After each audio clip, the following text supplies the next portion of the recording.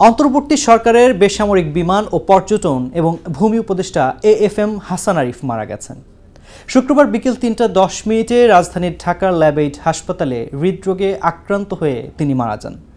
তার মৃত্যুর বিষয়টি নিশ্চিত করেছেন তার সহকারী একান্ত সচিব মোহাম্মদ আবেদ চৌধুরী।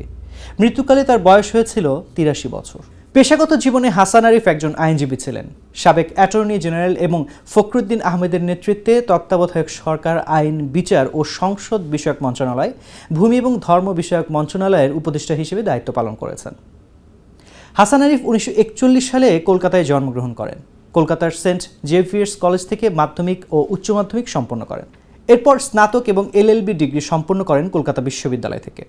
ভারতের পশ্চিমবঙ্গের কলকাতা হাইকোর্টে ১৯৬৭ সালে আইনজীবী হিসেবে কাজ করেন। এরপর ঢাকা এসে বাংলাদেশ হাইকোর্টে কাজ শুরু করেন।